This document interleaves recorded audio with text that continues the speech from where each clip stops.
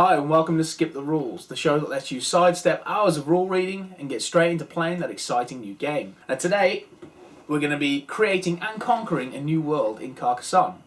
This is a game that puts you in the role of a land-grabbing, scheming new king, manoeuvring knights, thieves, monks and even unwitting farmers into your intricately woven plans. Let's skip the rules.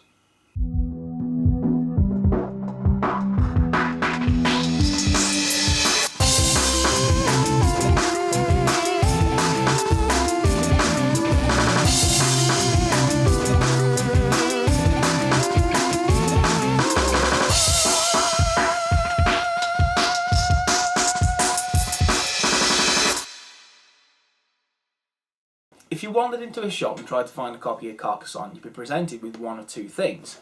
You've got the basic box game, or you've got the big box. Both of these contain the basic standard base for Carcassonne, but aside from actually having all of the expansions in, the big box has also got ever so slightly altered rules for the basic game. Now, to avoid confusion, we're going to leave this to one side for the moment and focus on the contents of the smaller box.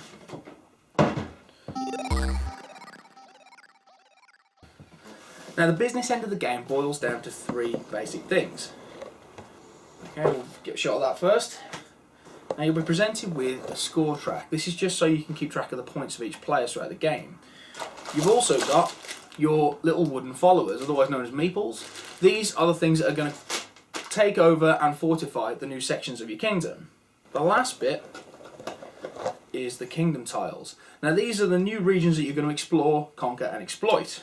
Now, in the big box, there's also a multitude of other pieces. These form the basics of the expansions to Carcassonne. The best thing to do before you jump into any of those is to actually make sure you've played through the game a good few times so that everybody's happy with the main concepts. Carcassonne is a game designed for between 2 and 6 players.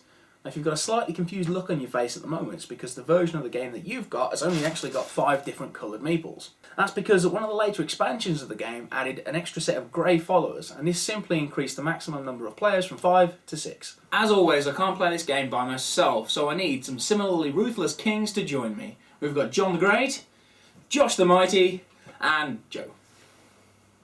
Anyway, each of the players now needs to choose the colour of followers that they want to play during this game. They'll be allocated 7 of these tokens, as the 8th one needs to be used as their piece on the scoring track. Now, their 7 followers are the only pieces of this type that they've got available to them. If they run out during the game, they won't be able to take part in certain game mechanics. They should therefore guard these jealously.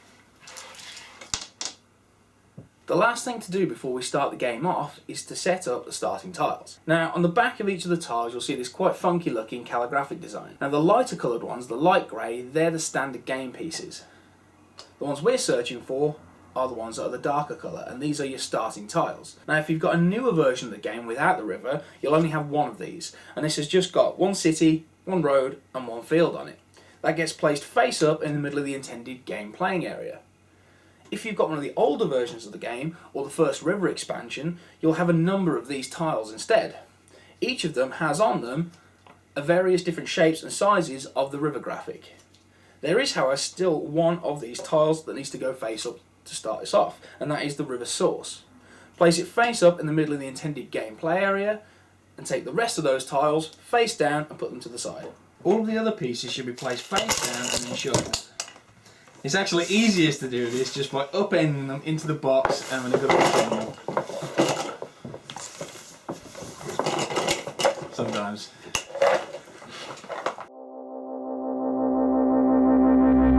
The entirety of Carcassonne revolves around gaining points by claiming territory in this new kingdom as it's discovered.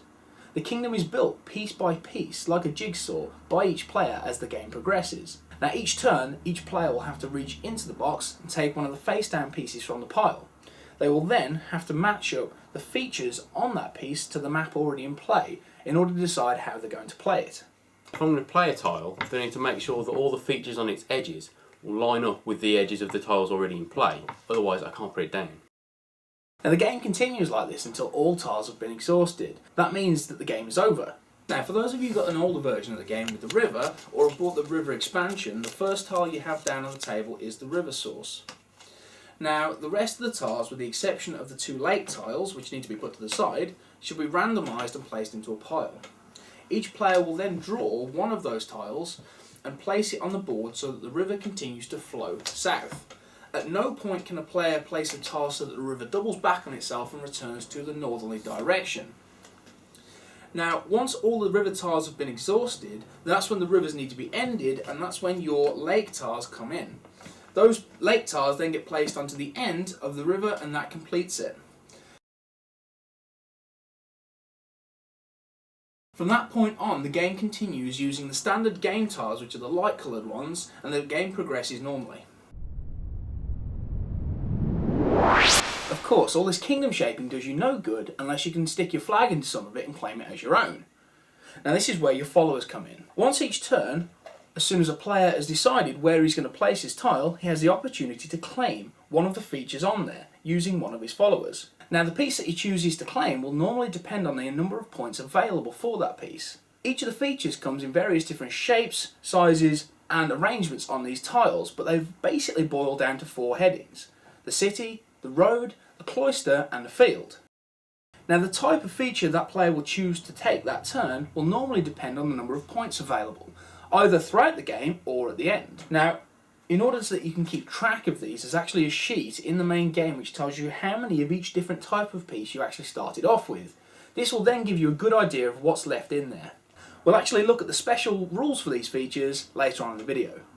Once a player has decided what feature he'd like to claim on a tile, he does this by placing one of his followers or meeples onto that feature. Now once a player has put down a follower, it gets referred to by a name which identifies the piece it's been played on. A city is referred to as a knight. A player that's put a follower onto a road refers to that as a thief. A follower that's placed onto a field is referred to as a farmer. And a follower that is placed onto a cloister is referred to as a monk. I think it's important to reiterate that you can only play a follower onto a tile that you've put down that round. It's also important to note that you can't voluntarily remove a follower from a tile once it's in play. This means that once a follower's down, it's out of the game until the game finishes, or unless that feature is completed in the meantime, but we'll look at that later. Well, hold on a second there, Paul, because there are also restrictions on whether you can claim stuff on the tile that you play. For example, if I was to add to the city that Joe has already placed and claimed, I wouldn't be able to claim the piece that I put down because it belongs to Joe already. You may think that this rule only applies to cities. Oh no, it also applies to roads and to fields. Weirdly, this also applies to features that you've already claimed yourself. There are sneaky ways around this, which we'll go into in more detail later. So you've played a tile and you've claimed some territory, but what does that actually mean? In Carcassonne, the things you choose to take, or the way in which you claim them, is simply a way of scoring points. But depending on the sort of tile that you decide to go for, the terrain that you take, you can also get different amounts of points. Now, it's also the case in Carcassonne that if you take particular types of features, i.e. cities or roads, that you get more points for completing that feature before the end of the game than if you just simply control an incomplete feature at the end. Let's look at the city to start off. In this case, I will score 1 point for each city tile in the city I control. In this example here, I've got my meeple there, I've got 1, 2, 3 city tiles, so I get 3 points. However, we can see here that because the city isn't closed, it's incomplete, so that's all I get.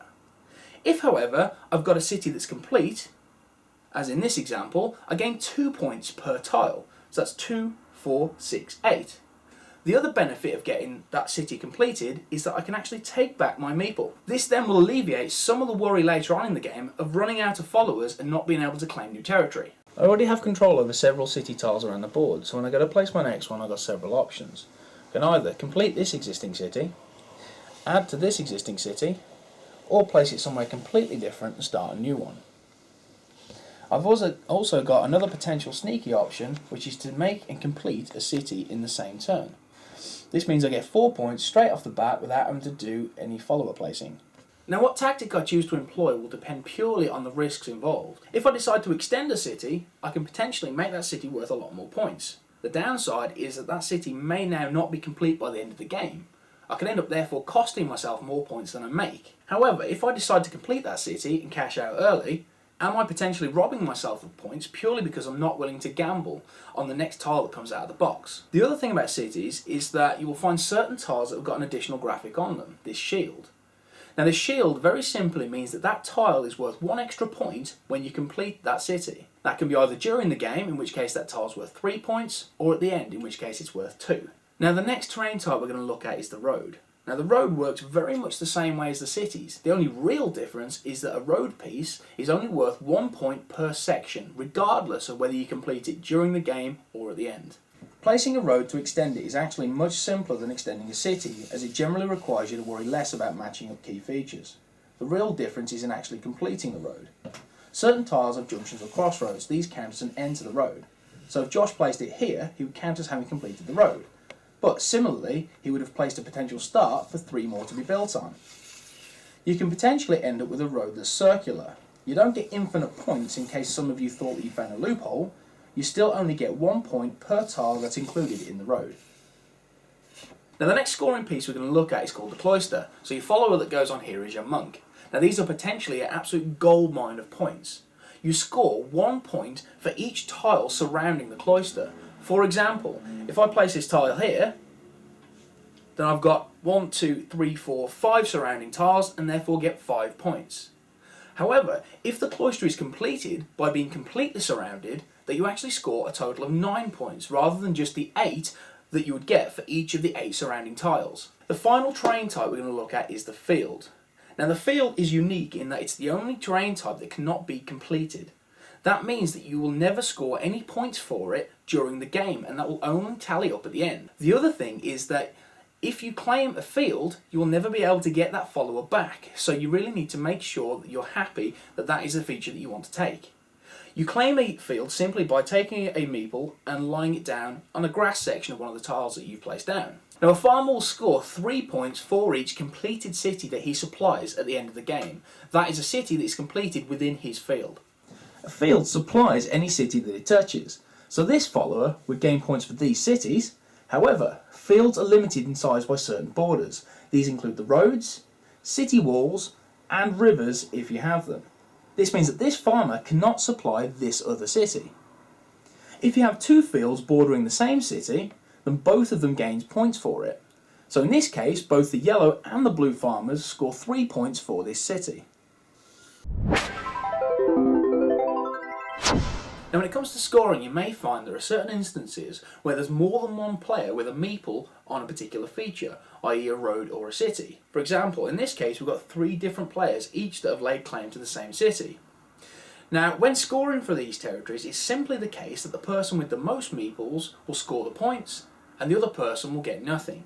It can also be the case, however, that certain players will have equal numbers of meeples on the same city, in which case they each score the full number of points for that city. They don't need to share them in any way. Now, some of the more observant among you will be thinking, well, hold on a second, you already told us you couldn't claim a feature that was already belonged to somebody else. And you'd be right. Oh, you want to know how they can do that? Okay. Put simply, if you want to usurp control over one feature from another player, you first need to play an unconnected tile with the same type of feature on it. So if I place this one here, I can claim this city. Then in the following turn, you play another tile, for example this one, that will connect the 2 together. So here my city is now connected to the one John already claimed. This leaves us both with one follower on the same feature. Now the problem with this for the attempted overthrower is that the other players will likely see what he's up to. In this case, they'll probably try and place a tile which will stop him doing just that. The thing about this is it could leave that player then with a relatively low scoring tile. The only really finite resource in Carcassonne is the amount of meeples or followers you've got. Now it may be very tempting while you're playing to actually throw these about willy-nilly and actually claim a feature on every tile you play. There is, however, a danger to this, because if you run out of followers, then you lose the ability to claim new territory. This can be particularly a problem if you then reach into the box and pull out a really lucrative piece like a cloister. It may be, however, that actually instead you decide to extend one of your existing roads or cities, thus negating the need to to claim a piece at all. Now this means that one of the major tactics in the game is actually to decide when a piece is valuable and actually worth claiming and when it isn't. Now, as previously mentioned, you're not allowed to voluntarily remove one of your followers from a piece already in play. The final bit is keeping track of who's winning. Now your scoreboard should have one follower from each player on 0 point at the start.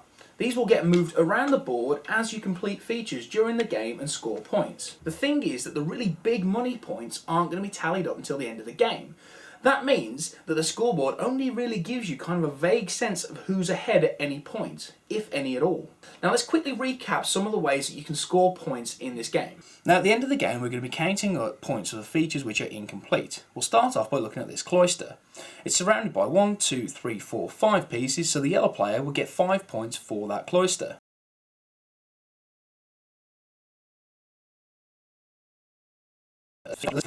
We'll start off by looking at this cloister. It's surrounded by 1, 2, 3, 4, 5 pieces, so the yellow player will get 5 points for that cloister. Now there is also a black token available. This is just to keep track of which turn number it is, if, like me, you have trouble keeping track of the numbers 1 to 5. The next feature would be this city. Now I'm doing these in no particular order, but just to highlight each individual feature. The city would score 1, 2, 3 points rather than 6 because it's not been completed during the game. However, this tile has got a shield on it. That means that gains an extra point for that city. So the black player this time will gain 2, 3, 4 points. A road would normally gain you 1 point per tile. However, in this case we've not got only one player on there, we've got 2. So that means because they've got equal numbers of players on the same road, that they score 1, 2, 3, 4, 5, 6, 7, 8, 9, 10 points each. The other contested features we've got on here are cities due to fields. We've got one player has put each of them a follower around this city, so they each score 3 points. However, if we look at this field, it's quite large and interconnected. If we then look at where they are connected and where the boundaries match up, we can figure out who's got the most followers in there and therefore who gets the points. The black tile has only got 1, but if we follow this round, we've also got a yellow player there. If we follow this round further, we've got a green tile there. Follow it round further still and we find not 1 but 2 blue pieces. This means that unfortunately the other 3 players won't score any points. However, the blue will. We've got 1, 2 complete cities. Unfortunately, these 2 are incomplete. That means he will only score 3, 6, total of 6 points. This is normally the point on Skip the Rules where we'd actually go into the expansions for the game. The thing is with Carcassonne is there is an absolute multitude of them. If we're going to do them justice, it does seem only fair to give them the time they need to explain them fully. To that end, we're actually going to be doing another video on these expansions in a few weeks, so that you can actually see all of the colour, mechanics and dimension they add to the game. This will also give you just enough time to learn to love your meeples. From various playthroughs of Carcassonne with lots of different people, there's one feature that really shines through above any other, and that is the ease at which it can be learned. Now we've each introduced Carcassonne to a range of people that haven't even sniffed the board game before, and not only have they been able to easily pick up the game, they've also beaten us as often as we've beaten them. This is because even the more complicated concepts of the game are pretty easy to pick up. The trick really comes in actually being able to effectively employ them. One thing that may put some people off is the random nature of reaching into the box and taking out a tile each turn. This can potentially add in an extra dimension which can make the game seem a little bit chancy. The one way around this, however, is when you pull each tile knowing how each thing can be used to its best effect. The other good thing is the game itself has no inherent setup time. This leads for lively and pacey games. Again, there are some people that will find that it's far too simple, but this is easily remedied once you've gone through the game and understand the main concepts by starting to introduce one of the multiple expansions to the game. These add extra mechanics and flavour to an already characterful game. That's it from us at Skip the Rules. If you found this video useful, please hit like. If you'd like to hear more from Skip the Rules, just hit subscribe. If you'd like to find out more about us, there's a link to our site just below, or you can follow us on Facebook and Twitter.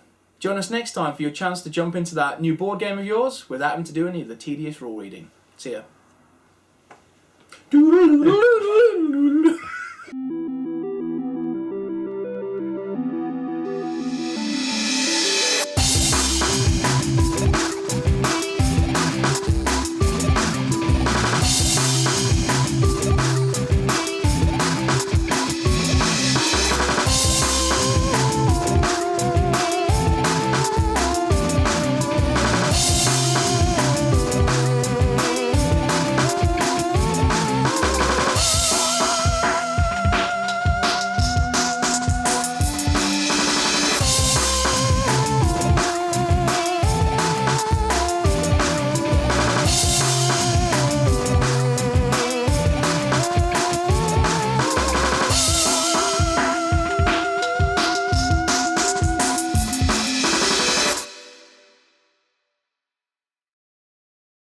Keep your eye...